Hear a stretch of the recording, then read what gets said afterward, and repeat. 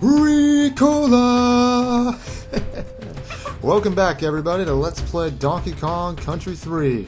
The previous episode, there we go. In the previous episode, we entered this frozen mountain known as K3 and ventured through some of the mountain faces. I'm not sure whether I wanted to say mountain walls, rock faces, what have you. We braved the mountain, both with and without waterfalls.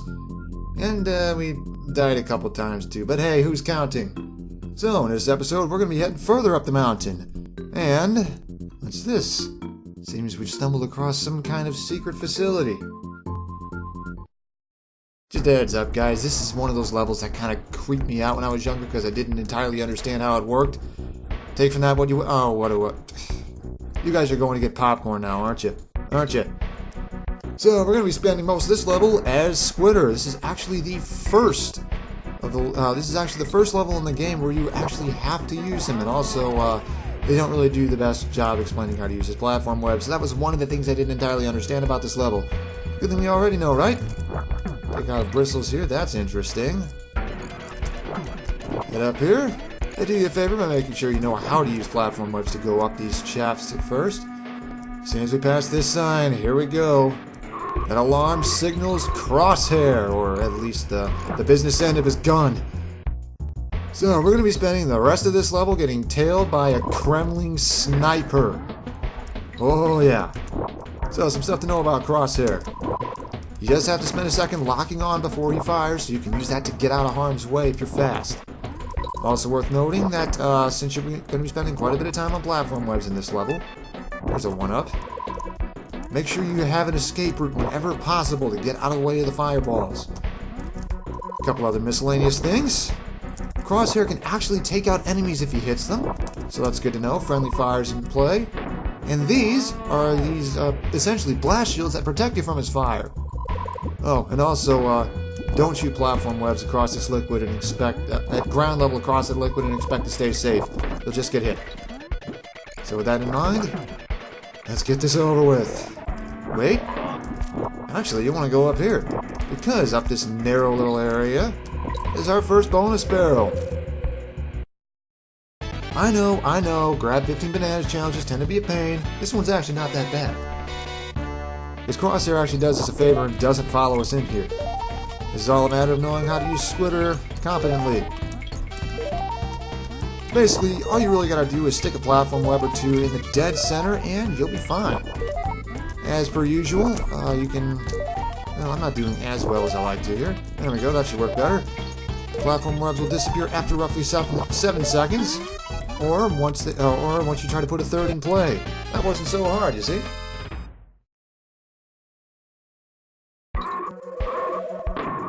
But of course, he's still here because, well, that would just be easy if you decided to go elsewhere.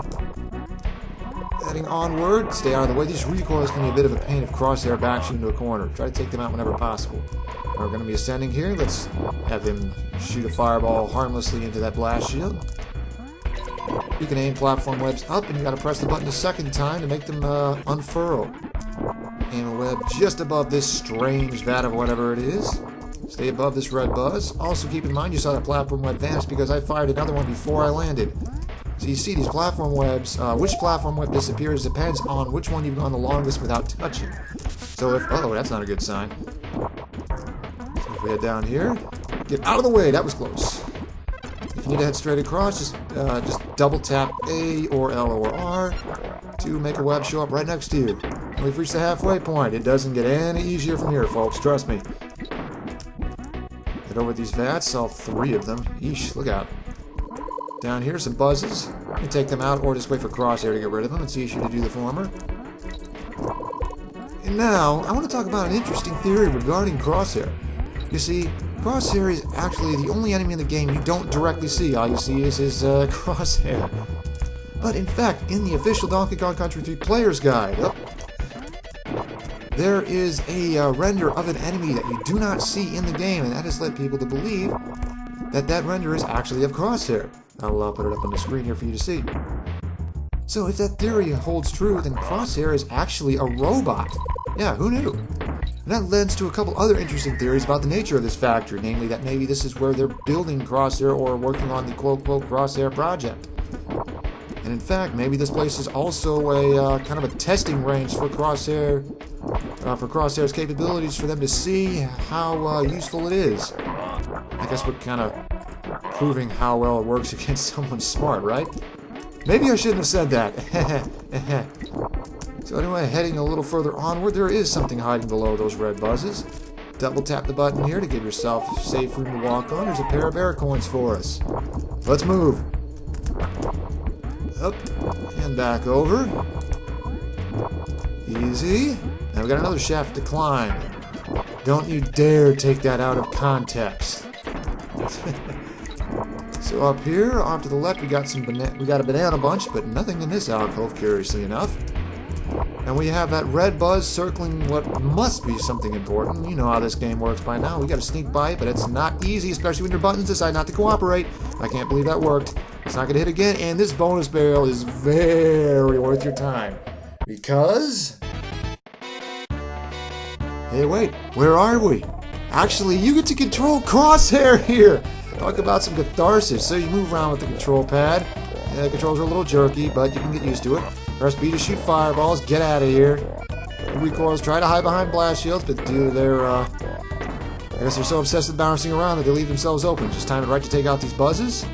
There is quite a bit of reload to it, so you might need to. So it might throw off your timing if you want. You get what I mean. There we go. Easy. Running a little short on time. Luckily, there's a couple more enemies to get rid of. Get out! Get out! There we go. All that's left to do is shoot the coin. There we go. And that's what this alcove is for. The bonus barrel dumps you off there. You grab the banana bunch again, and head onward. A couple more bristles. They're no real threat anymore.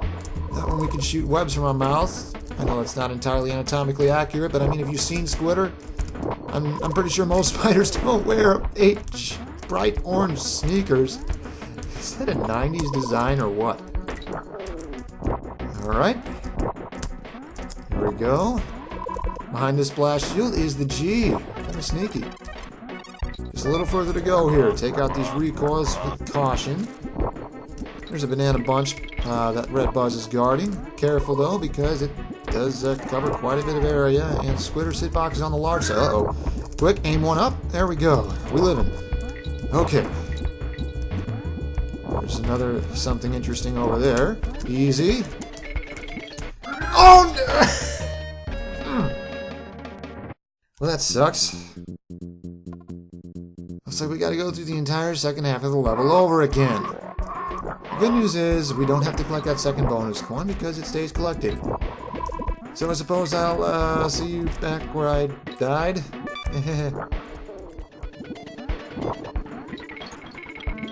Oh, got hit, but oh look, a no crosshair sign. Isn't that, look at it, he's even shying away from it. Phew. And so down here is a no squitter sign and a steel keg, meaning we have a one shot to take out this coin. But luckily it's an easy shot. Honk. And just past here is the long-awaited flag. Well, that's over with. And now we get to finish off this world full of snow and ice with its first regular snow level. Huh. Just off the bat, some interesting thematic stuff and graphical stuff. The snowstorm, as soon as you enter the level, it quickly peters out.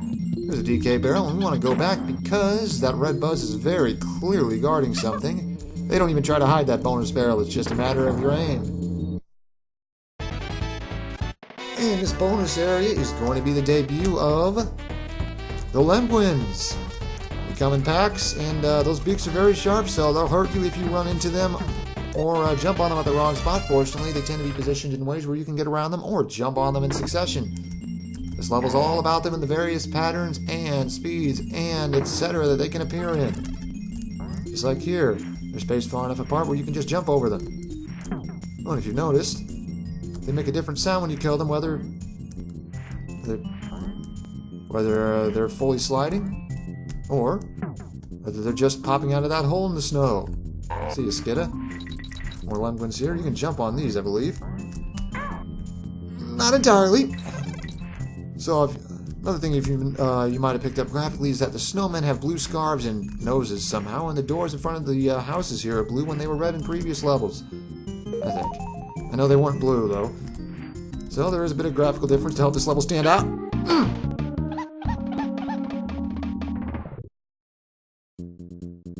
Well, if you haven't figured it out by now, things are getting really hard.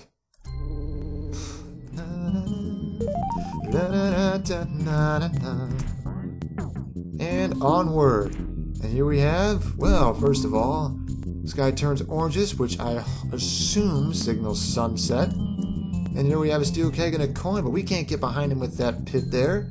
What do? Turns out you can actually stand on his shield. Yes, I know we could have done that all along, but I wanted to save it. I wanted to save the suspense for this level, okay? Yeah, I deliberately handcuffed myself to make these slightly more interesting for a few seconds in this level. Apparently I'm weird like that. And if you look in the distance there, you can actually see a couple cabins on a distant mountain. That's actually really... Maybe I should stop monologuing when there's dangerous enemies afoot. There we go. Is there a DK barrel nearby? Not quite yet. These Lemguins are headed the same direction as you. Just take one out and take its place. Star Barrel Force in the end immediately after. That's interesting. Some more Lemguins. Not that hard if you figured out how they work in this level. Mind the skidda, mind the pit. Take this Lemguin spot. Easy. There we go. There's a G already. Things are moving very quickly here. Careful around these slopes. Lemguins are very difficult to deal with when they're coming down at you. And here you want to sneak in between them to get back to this bonus barrel. 30 stars to collect. This one's actually kind of tricky. Because the Lemguins are going up predictably enough, be coming right at you, and you want to, if at all possible, avoid jumping on them so you don't end up landing right on another one potentially. These last few can be rather tricky. I can't believe I didn't get hit there. Phew. That went better than expected. And by the way, if you notice back here, there is a little banana just on the left side of the bonus barrel. If you manage to sneak in there from the left, you'll collect it, but not on the right. I'm not sure why they did it that way, because doubling back from the right is much, much safer. Dead skidda, DK barrel if you need it. This part's a little tricky. Gotta come up. Ooh, made it. As you get to the end, the sky clouds up again and the snow comes back. Where is it? Where? Well, that's unusual, folks. Usually the snowstorm picks up in the foreground again, but there it is. That was weird. Well, it's surely a sign of things to come, right? So, there's only one thing left here to do. Visit Swanky's, of course, you know, just for old time's sake. And hello, graphical contrast. I'm pretty sure things aren't very green and cheery most of the rest of this world. But hey, let's take care of this, shall we? Race to 25. It's my personal favorite of the modes. We've beaten you 3 times already, Cranky. In fact, we're 3-1. You talk a strong game, but when it counts, you're not all that good of a shot. See, you missed one already. Right there. Just use this to work on your aim here. Move back and forth as needed.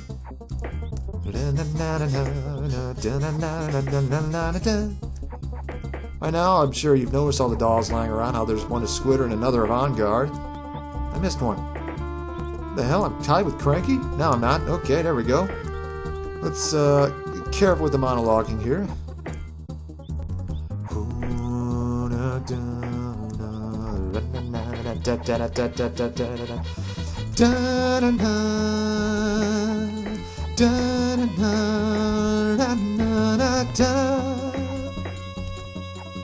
And victory! No John's, Cranky. Kind of funny, as soon as I noticed that I was barely staying ahead of him, I missed a bunch of them in a row. I'll take it.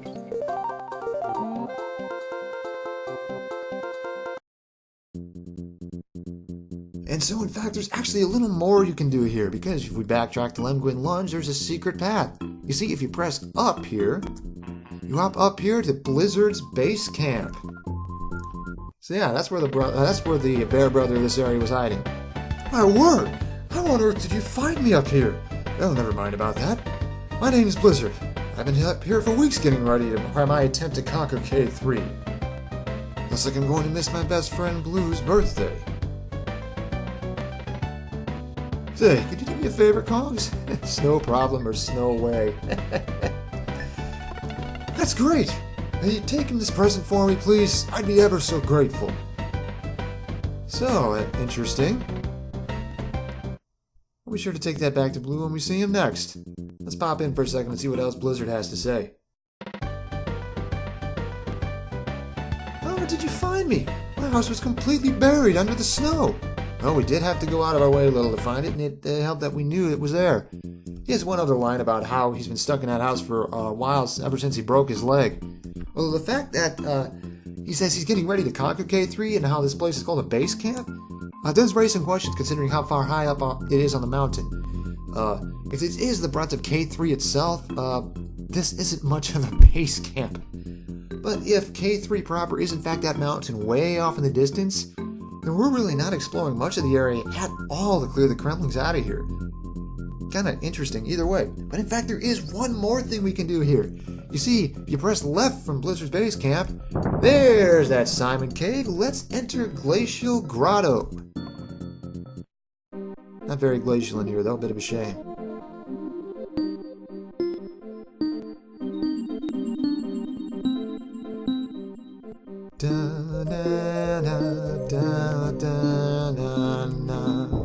That one sounded kind of like a melody, in fact. And you've learned the Ice Cave Chant. And so that's basically everything we have to do here on K3 itself, except fight the boss, indicated by this angry-looking, inexplicably glowing and sparkling face carved into the snow. Here we have Bleak's house. And I know you're thinking, this is one of those names that just has to be some kind of reference, right? In fact, it is. A reference to a very obscure Charles Dickens novel of all things. Yeah, go figure. So, let's see who Bleak is and what we have to do to kick his ass. Turns out Bleak is an inexplicably living snowman whose choice of clothes wouldn't look all that out of place in a Charles Dickens novel, actually. And so, as you figured out by now, Swanky's was not just for the hell of it, it was a warm-up.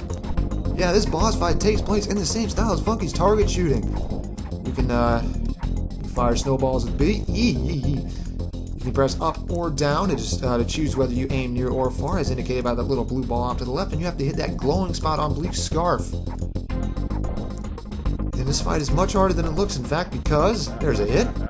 Because the snowballs Bleak throws at you have deceptively big hitboxes, and since you don't move all that fast here and have a pretty big hurt box yourself in this part, they can actually trap you in the corners a little. Yee.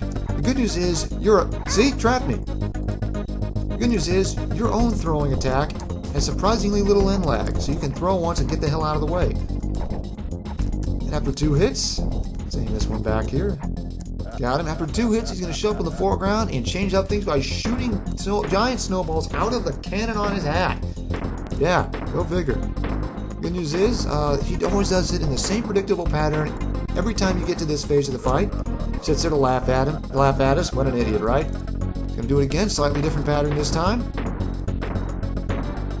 Careful. And whoa!